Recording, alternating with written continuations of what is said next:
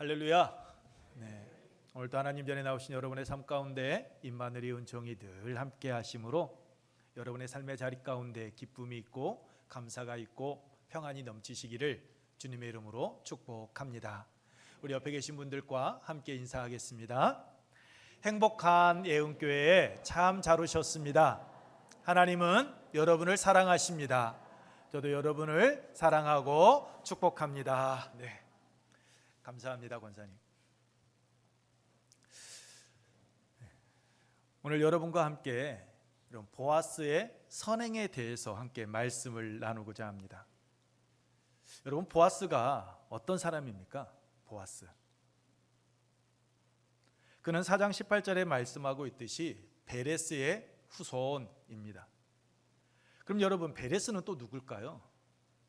베레스는요, 야곱의 아들 유다가 그의 며느리 다말과의 그 관계를 통하여서 낳은 쌍둥이 아들 가운데 하나가 바로 여러분 베레스입니다. 그 베레스의 후손이 여러분 오늘 본문에 나오는 바로 보아스다라는 사람입니다. 이 보아스는 2장 1절 말씀을 통하여 알 수 있듯이 나오미의 남편 엘리멜렉에 가까운 친족으로 베들레헴에서 아주 유력한 자였다라고 말씀을 하고 있습니다. 지난주 사무엘의 아버지 기스가 베냐민 지파에서 유력한 자였다라고 이야기하고 있는 것처럼 오늘 본문에 나오는 이 보아스는 이 베들레헴 지역에서 유력한 자로 영향력 있는 삶을 살아가고 있었던 자였습니다. 이 유력하다라는 말은 여러분 깃보로 하일이라라는 단어인데 재산이 많을 뿐만 아니라 사회적으로도 유능하고 존경받는 사람, 그 사람이 바로 여러분 유력한 자입니다. 이 보아스의 이름이 그 안에 힘이 있다라는 의미를 가지고 있는데 이 보아스는 그 이름의 뜻과 같이 돈만 많았던 것이 아니라 그는 사회적으로 유능하고 덕망 있는 사람으로 지역 사람들에게 존경받는 자였던 겁니다. 그런데 여러분, 그의 출신 성분은 여러분 어떻습니까? 그의 조상 베레스가 아버지와 며느리 관계에서 태어난 자였던 것처럼 이 보아스 또한 그 신분이 그렇게 남들에게 우리는 명문 가문입니다, 나는 이런 사람입니다 라고 자신 있게 내놓을 수 있는 그러한 자 아니었습니다. 여러분, 마태복음 5장 1장 5절 말씀을 보게 되면 이렇게 이야기합니다. 살몬은 라합에게서 보아스를 낳고 보아스는 룻에게서 오벳을 낳고 라고 이야기하고 있습니다. 여러분, 라합이 누구입니까? 여호수아 2장 1절에 나오는 여리고 성의 기생이었던 여인, 그가 바로 여러분 라합이었습니다. 그러니까 여리고 성의 기생이었던 라합과 유다 지파 그 살몬과의 관계 속에서 태어난 아들, 그가 여러분 바로 보아스였던 겁니다. 이스라엘 내에서 결코 유력한 집안이다라고 떳떳한 집안이다라고 말할 수 있는 그런 자 아니었습니다. 그런데 그가 그 자리에 오를 수 있었던 것은 하나님께서 이스라엘의 정탐꾼을 숨겨주었던 그 기생 라합의 믿음을 보시고 그의 후손들에게 하나님께서 복을 허락해 주셨기 때문입니다. 뿐만 아니라 룻기 4장 22절 말씀과 같이 다윗이 바로 그 보아스의 손주로 태어나게 되어지는 것을 여러분 보게 됩니다. 여러분, 보아스는 자신이 이방 여인 기생 라합의 아들이라는 출신 성분 때문이었는지, 아니면 사사기서에서 이스라엘 백성들이 가나안 족속과 자유롭게 왕래하고, 그리고 룻기 1장에서 나오미가 그의 남편 엘리멜렉을 따라 흉년을 피하여 모압 지방에 갔다가 그곳에서 모든 것을 잃고 이제 또다시 자유롭게 그의 고향 베들레헴을 쫓아왔던 것처럼 그 가나안 족속과 이스라엘 민족이 편안하게 자유롭게 왕래해서 그랬는지 이방 여인이었던 그 모압 여인에게 여러분 전혀 거리낌 없이 보아스는 다가가고 이야기합니다. 8절 말씀과 같이 이삭을 줍던 룻에게 거리낌 없이 다가가 여러분 이야기합니다. 그녀에게 두 가지 하지 말고 두 가지를 행하라라고 말합니다. 하지 말라는 것 가운데 첫 번째는 8절 말씀처럼 이삭을 주러 다른 밭에 가지 말라라고 이야기합니다. 여러분, 이삭을 줍는 것, 이삭 줍는 사람 마음 아닙니까? 이삭을 줍다가 이곳에는 별로 없네 생각하고 다른 곳에 가서 줄 수 있는 거잖아요. 엿장수가 가위질 몇 번 하고 엿을 자르는지 우리는 알 수 없잖아요. 그건 엿장수 마음이잖아요. 엿장수가 자기 마음대로 가위질하고 엿도 자신이 많이 주고 싶으면 많이 주고 적게 주고 싶으면 적게 줄 수 있는 것처럼 그냥 이삭을 줍는 여인 룻이 편안하게 할 수 있도록 해주면 되었습니다. 그런데 다른 곳으로 가지 말라라고 이야기합니다. 뿐만 아니라 8절 하반절에 보게 되면 여기서 떠나지 말라라고 이야기하는 것을 보게 됩니다. 이 자리 떠나지 말고 계속해서 그 자리에 있으라라는 겁니다. 그러면서 다시 두 가지 하라라고 이야기하는 것을 봅니다. 그것은 8절 하반절에 말씀하고 있는 것처럼 자신의 소녀들과 함께 있으라라고 말합니다. 이 추수할 때는 두 부류의 사람들을 채용했다라고 합니다. 하나는 이 곡식을 베는 남자들, 그리고 한 부류는 남자들이 그 곡식을 베어지게 되면 그 곡식을 잘 묶어서 놓아두는 그 여자들, 이렇게 두 부류를 뽑았다라고 합니다. 그러니까 곡식을 묶는 소녀들과 함께 그곳에 있으라라는 겁니다. 여러분, 곡식을 묶는 소녀들과 함께 있으라, 그곳을 떠나지 말라라는 말은 내가 너 책임져 줄게라는 이야기입니다. 내가 너를 일꾼의 하나로 생각하고 너가 아침부터 흘리는 그 땀방울 너 결코 헛되지 않도록 내가 그렇게 만들어 줄게라는 의사 표현입니다. 여러분, 두 번째로는 또 무엇이라고 이야기합니까? 따르라라고 이야기하고 있습니다. 그냥 이곳을 떠나지 말라라는 것으로 그치지 않고요, 이제는 나를 따르라라고 이야기하고 있는 겁니다. 9절에 보면 그들이 베는 밭을 보고 그들을 따르라라고 명합니다. 여기서 그들이라는 말이 여러분 두 번 나오죠. 이 앞에 있는 그들은 곡식을 베는 남자들을 의미하고, 두 번째 나오는 그들은 여러분 곡식단, 남자들이 베어놓았던 그 곡식단을 묶는 여종들을 의미합니다. 그러니까 소년들이 베고 여자들이 단을 묶어 놓으면 그 여자들의 뒤를 따라가면서 너는 이삭을 주라라는 것입니다. 이삭을 줍는 다른 사람들보다 더 유리하게 더 많이 줄 수 있도록 보아스가 그 룻에게 여러분 혜택을 준 것입니다. 그뿐만이 아닙니다. 9절 말씀을 보게 되면 내가 그 소년들에게 명하여 너를 건드리지 말라 하였느니라. 목이 마르거든 그릇에 가서 소년들이 길어온 것을 마실지니라 라고 이야기합니다. 룻은 유대인이 아닙니다. 낯선 이방 여인이었습니다. 그래서 이 보아스의 밭에서 일을 하는 이 젊은 이들이 이 젊은 과부 룻을 보고 괴롭힐 수 있었기에 그러지 못하도록 내가 이미 사전에 다 예비해 놓았다. 그러니 편안한 가운데 너는 이삭을 주어도 된다라고 이야기하고 있습니다. 뿐만 아니죠. 보리를 거두는 이 시기는 여러분 매우 무더운 여름이었습니다. 햇볕이 내리쬐 때 그곳에서 이삭을 주울 때 얼마나 갈증이 심하겠습니까? 힘들겠습니까? 그런데 보아스는 아주 그 부분까지도 세심하게 배려를 해줍니다. 또 목이 마를 것인데 너 나아가서 이삭을 줍다 목마르면 언제든지 가서 내 종들이 길어온 물 마셔. 그리고 기력을 회복해서 너 이삭 다시 주어도 된다라고 이야기를 하고 있는 겁니다. 보아스는 사회적인 약자, 소외된 계층이었던 이 과부, 이방 여인, 그를요 외면하지 않습니다. 그에게 자신이 할 수 있는 최선을 다하여서 그는 호의를 베풀어 줍니다. 베들레헴에서 유력한 자였습니다. 돈이 있고 권력이 있고 존경받는 자였습니다. 그렇기 때문에 이방 여인 그냥 왔는가 보다, 그냥 내버려 두고 그래 편하게 죽고 가, 이렇게 이야기할 수도 있었습니다. 그런데 보아스는 그렇게 하질 않습니다. 못 본 척 외면하지 않고 그녀에게 다가가서 말을 건네고 그녀에게 있어야 될 것을 채워주고 그녀의 필요를 알고 공급해 주는 것을 볼 수가 있습니다. 모함 여인에게 자신이 할 수 있는 최선을 다한 호의를, 선행을 그에게 보여주었습니다. 여러분, 보아스가 룻에게 이렇게 선행을 베풀 수 있었던 이유가 여러분 무엇이라고 생각하십니까? 어떠한 연유에서 보아스가 이 룻에게 이렇게 선행을 베풀었다라고 생각하십니까? 우리 함께 읽겠습니다. 그가 왜 선행을 베풀었는지. 시작. 룻의 선행을 들어서 알고 있었기 때문입니다. 그렇습니다. 룻이 어떠한 여인이다라는 것, 그에 대해서 보아스는 들어서 알고 있었기 때문입니다.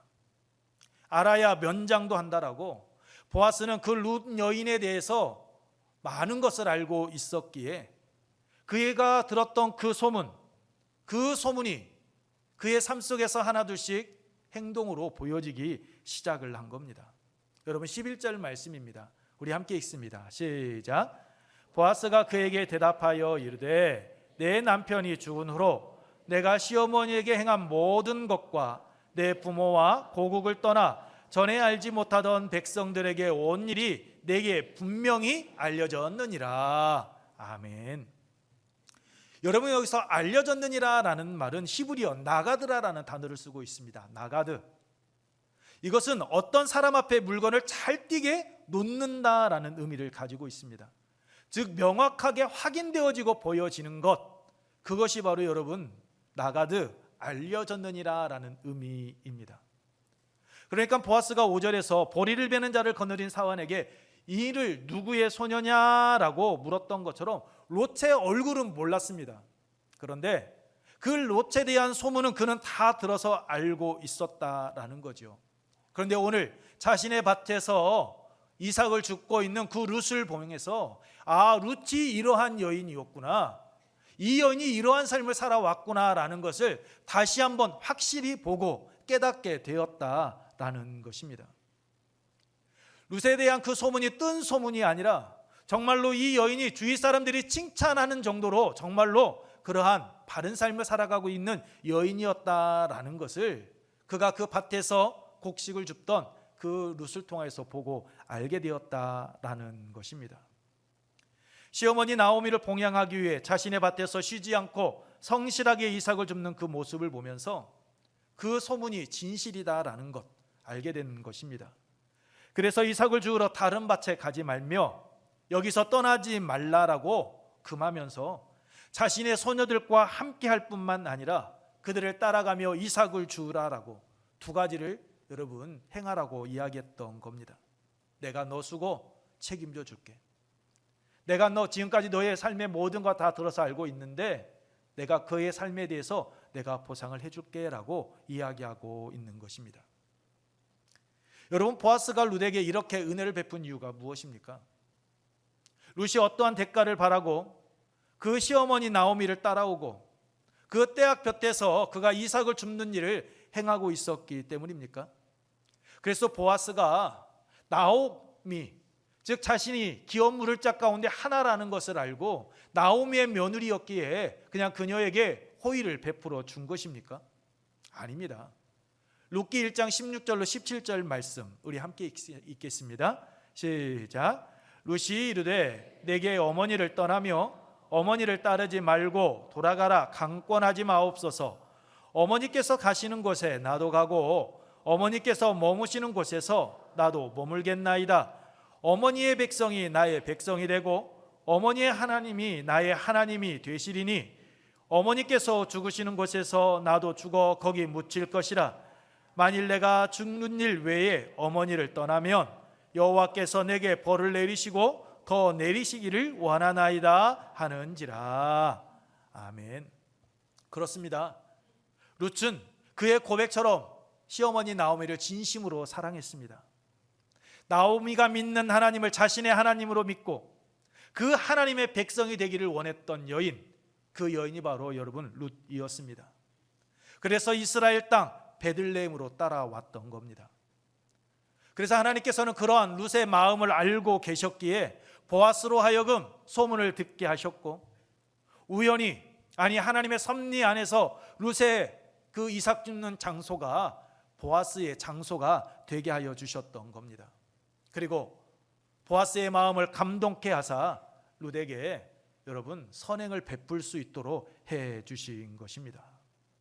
룻의 선택과 시어머니 나오미를 향한 그 효심, 그 선행이 결코 헛되지 않았다라는 것을 하나님께서는 보아스를 통하여서 그녀에게 보상을 해 주신 것입니다.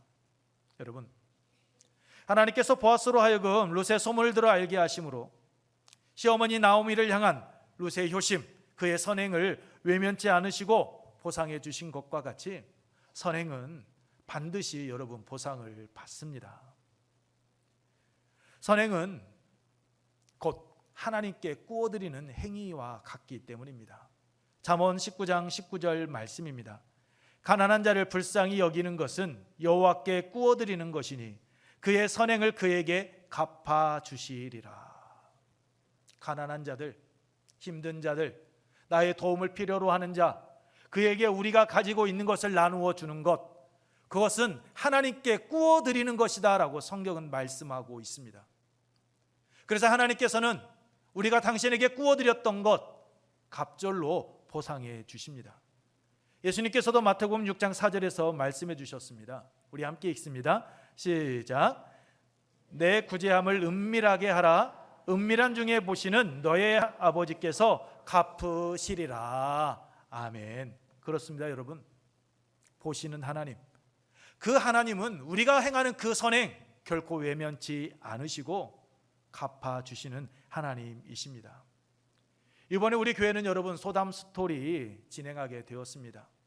추수감사주일을 3주 앞두고 이제 2주 정도 우리가 소담 스토리를 우리가 행하게 됩니다. 소담 스토리 하는 이유 다른 데 있지 않습니다. 우리의 도움을 필요로 하는 이들에게 우리가 가진 것, 그것이 아주 작은 것이라 할지라도 티끌모아 태산이 된다라고 우리가 모아서 그것을 우리의 도움을 필요로 하는 이웃들과 함께 나누기 위해서 행하는 것입니다. 여러분, 우리가 행하는 선행, 하나님께서 우리에게 무엇인가 갚아주시겠지, 보상해주시겠지, 이 마음은 아니라 할지라도 여러분, 우리가 가지고 있는 것, 우리의 이웃들을 향하여 우리가 나눔의 삶을 살아가게 될 때에 하나님은 결코 우리의 손길 부끄럽게 하지 않으십니다. 우리가 행하는 선행, 아름다운 열매를 맺을 수 있도록 보아스와 같은 그 만남의 축복, 도움의 손길들을 하나님께서는 우리에게 붙여주십니다. 우리의 선행이 빛을 발할 수 있도록 은혜 위에 은혜를 더하여 주실 것입니다. 그러므로 여러분, 이번에 행하게 되는 여러분 큰 수품은 작은 씨앗, 이 소담 스토리 이 행사에 여러분께서 함께 적극적으로 참여해 주시고 여러분이 지금까지 받았던 그 하나님의 은혜와 사랑을 이웃들과 함께 나누어 주시기를 소망합니다. 여러분, 보아스의 후손 가운데 4장 22절 말씀과 같이 이스라엘에 꺼지지 아니하는 등불이라 칭함을 받는 다윗 왕이 나오게 되었는데 그 이유가 여러분 무엇일까요? 그것은 여러분 보아스가 행동하는 신앙인이었기 때문입니다. 우리 함께 읽겠습니다. 시작. 행동하는 신앙인 보아스는 하나님의 은혜의 통로였습니다. 그렇습니다, 여러분. 보아스를 통하여서 이스라엘에 꺼지지 않는 등불 다윗이 나오고 메시아이신 예수 그리스도가 이 보아스의 후손 가운데 나올 수 있었던 것, 그것은 보아스가 행동하는 신앙인이었기 때문입니다. 하나님의 은혜의 통로, 도구가 되어서 하나님께서 그에게 맡겨주신 그 사명, 자신이 가진 것 나눌 줄 아는 그러한 선행을 베푸는 삶을 살았기 때문입니다. 여러분, 보아스의 선행은 지식적인 선행 아니었습니다. 알무로 그치는 선행 아니었습니다. 그는 자신의 말을 책임질 줄 아는, 실천하는, 행동으로 옮기는 신앙인이었고 행동하는 선행을 보여주었던 이였습니다. 보아스는 14절 이하의 말씀과 같이 그 식사 자리에 룻을 초대하여서 함께 식사를 합니다.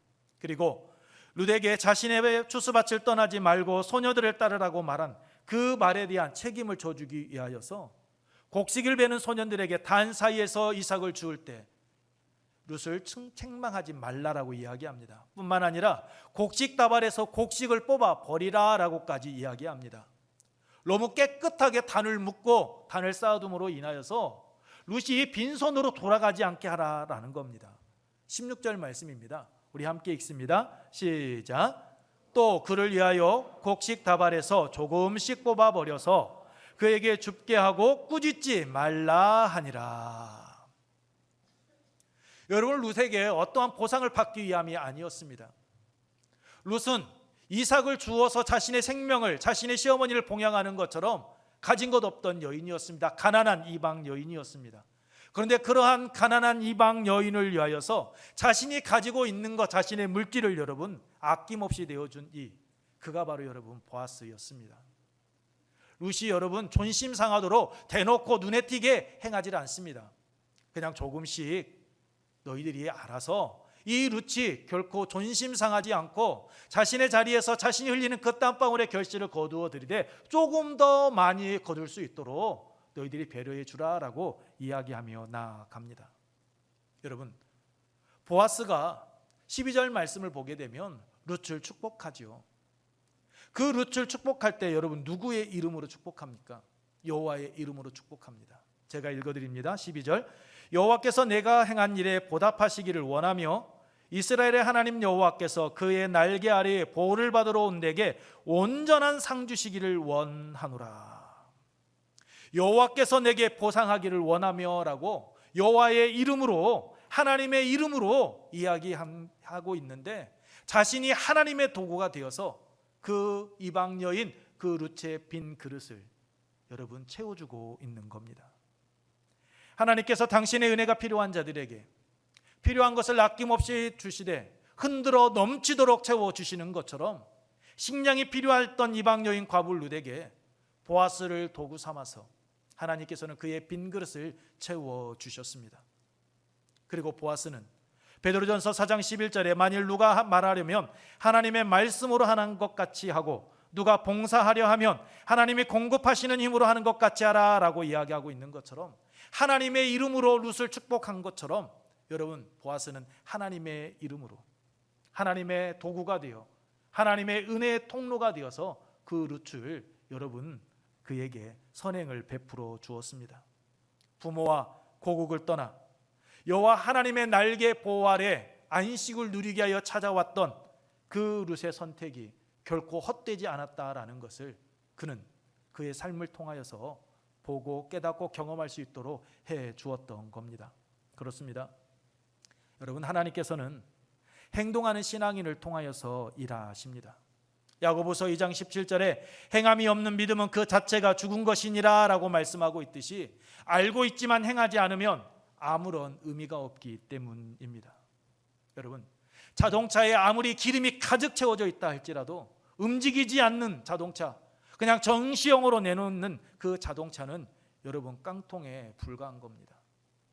우리가 하나님의 말씀을 아무리 많이 알고 있고 우리가 무엇인가를 행해야 된다라는 것을 지식적으로 알고 있다 할지라도 여러분 우리가 선을 행하지 아니하면 야고보서 4장 17절 말씀과 같이 그것은 아무것도 아닙니다. 쓸모없는 그 지식에 불과한 것입니다. 저는 오늘 우리 예은교회 성도들의 하나님의 말씀에 대한 지식이, 여러분이 하나님에 대하여 알고 있는 그 믿음이 여러분의 삶의 자리에서 이 보아스와 같이 행동하는 신앙인으로 나타나기를 소망합니다.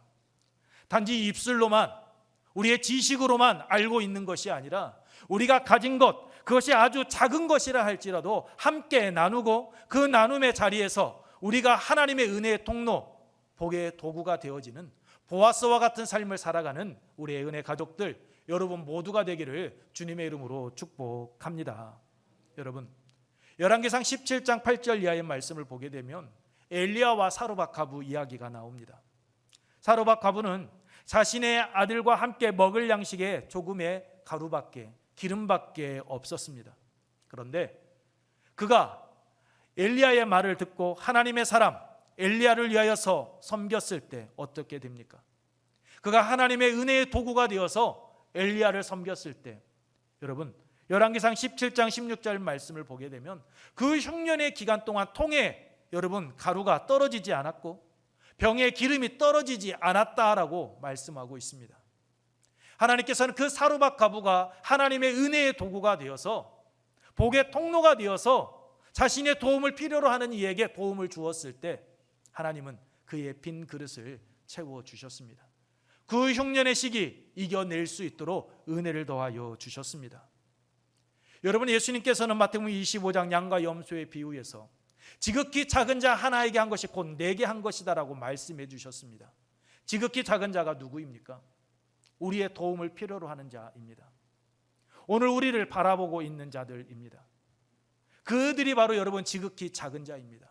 그 지극히 작은 자에게 오늘 우리가 가진 것, 그것이 아주 작은 것이라 할지라도 우리가 나눔의 삶을 살아가게 되면 이 사르밧 가부의 빈 통을, 빈 병을 하나님께서 그 흉년의 때에 가득 채워주시고 가라지 아니하도록 은혜를 더하여 주신 것처럼 하나님은 오늘 우리의 삶도 그렇게 책임져 주시고 선하게 인도하여 주실 줄로 믿습니다. 그러므로 여러분, 하나님께서 여러분에게 주신 것, 나 가진 것 없는 데가 아니라 내가 가진 것 가운데 그 아주 작은 것이라 할지라도 함께 나누는 믿음의 길을 걸어가시기 바랍니다. 행동하는 신앙인, 알고 있는 것을 몸으로 직접 보여주었던 그 보아스에게 하나님께서 이스라엘의 꺼지지 아니하는 등불 다윗을 그의 후손 가운데 나게 하셨고 메시아이신 예수 그리스도가 이 땅에 오게 하신 것처럼 하나님께서 여러분의 그 작은 헌신의 자리 가운데 그러한 은총을, 그러한 복을 더하여 주실 줄로 믿습니다. 그러므로 행동하는 신앙인, 하나님의 은혜의 통로의 전달자가 되어서 보아스와 같이 여러분의 도움을 필요로 하는 자에게 여러분이 가진 것을 나누고 그 안에서 하나님의 영광을 드러내는 우리 예은교회 성도들, 여러분의 삶의 자리가 되기를 주님의 이름으로 축복합니다. 여러분, 오늘부터입니다. 추수감사주의를 앞두고 큰 수 품은 작은 씨앗 소담 스토리 행사가 진행되어지게 됩니다. 여러분, 이 행사가 단지 행사, 소담 스토리, 사랑 야교로 그치는 것이 아니라 정말로 우리의 땀이, 우리의 눈물이, 우리의 기도가, 우리의 사랑이 담은 이 소담 스토리가 되어질 수 있도록 여러분께서 이 행사에 함께해 주시고 그로 인하여서 우리 교회가 우리 주위에 있는 우리의 도움을 필요로 하는 이들에게 우리가 가진 것을 나누고 그 안에서 하나님께 영광을 돌리는 그러한 귀한 시간이 되어질 수 있도록 함께하여 주시기 바랍니다. 여러분, 행하는 방법은 다른 데 있지 않습니다. 이번 2주 동안만 여러분 외식하실 거 2번 하실 거 1번 하시고, 1번 하실 거 1번만 하시고, 1번 하실 때 여러분 추가하실 거 추가하지 마시고, 소고기 드실 거 못 드시고요, 돼지고기 드시고, 그렇게 해서 여러분 조금씩 모아서 함께 해주시기 바랍니다. 그리고 별다방 가지 마시고요, 별다방 갈 거 2주 동안만 콕 참고 싼 가격 있죠 하는 커피숍들, 그곳에서 좀 하셔서 조금씩 모아서 함께 해주시면 고맙겠습니다. 그래서 우리의 작은 사랑 여러분 표현을 하고 그 사랑을 통하여서 하나님께 영광 돌렸으면 좋겠습니다. 그리고 제가 여러분들에게 한 가지 바람이 있다면, 감사헌금 봉투가 아마 여러분들에게 아마 보시게 될 것입니다. 그 감사헌금 봉투에 내가 어떻게 해서 이 헌금을 드리게 되었는지 그것을 좀 적어주시면 고맙겠습니다. 그 사랑 이야기를 우리가 함께 공유하고 나누었으면 좋겠습니다. 누구라고는 이야기하지 않겠지만, 이번에 가족들과 함께 맛있는 고기 먹으러 갔는데 엄마 아빠가 소고기 대신에 돼지고기 먹으라고 해서 돼지고기밖에 못 먹었습니다. 그래서 그 돈 아껴서 헌금합니다. 이런 내용에도 괜찮습니다. 어떤 내용이든지 여러분께서 그 내용을 함께 나누고 그 안에서 우리 교회가 지역사회와 함께 호흡하는 그러한 교회다라는 것들을 함께 보여주고 나누어가는 그러한 소담 스토리 여러분 행사가 되어질 수 있도록 여러분께서 함께 동참해 주시기 바랍니다.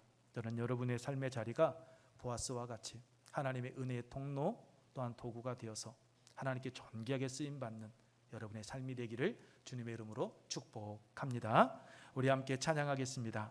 찬양하고 우리 함께 기도할 때 우리 주위에 소외된 계층, 사회적 약자에게 관심을 갖고 그들의 아픔과 상처를 알고 이해하며 품어줄 줄 아는 행동하는 신앙인이 되게 하옵소서라고, 하나님께 받은 은혜와 사랑을 나눌 줄 아는 복의 통로, 복의 도구가 되게 하여 주옵소서라고 주 안에 우린 하나 이 찬양 부르고 기도하도록 하겠습니다.